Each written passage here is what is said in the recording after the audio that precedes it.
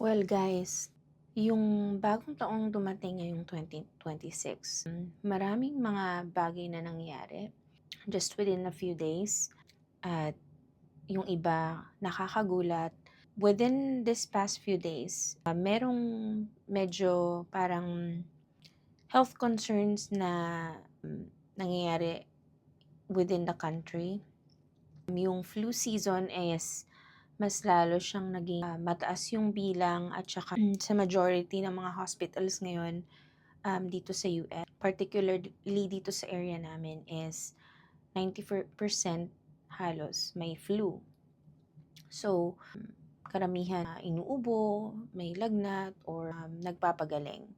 So, yung pasok ng taon is medyo hindi naman sa nakakagulat, but sabihin na natin na kakaiba.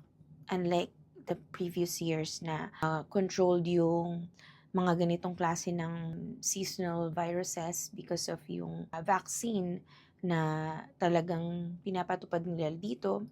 But recently, in the news, sabi nga is mas less yung nagpapavaccine.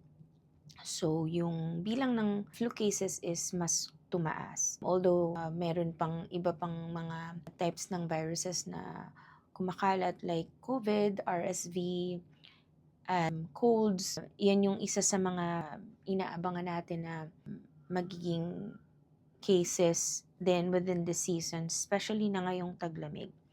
Pero yung news ngayong 2026 is napaka talagang kagulat-gulat. Well, hindi naman na siguro tayo magugulat because yung president natin, which is President Donald Trump, nagsabi na siya few days and weeks ago about dun sa mga mangyayari in the southern region part of America, which is yun nga may mga attacks at saka drone footage ng Venezuelan cartels based on the news.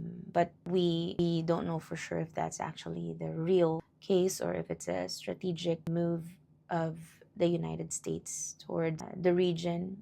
So I don't want to be so political in this topic, but my point is, ano kaya yung epekto nito sa katulad natin, typical na Filipino na nakatira dito sa United States? Ano yung short-term at saka long-term effect nitong mga nangyayari?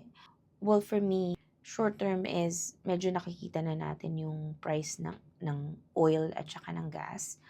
Just this morning, my husband sent me a photo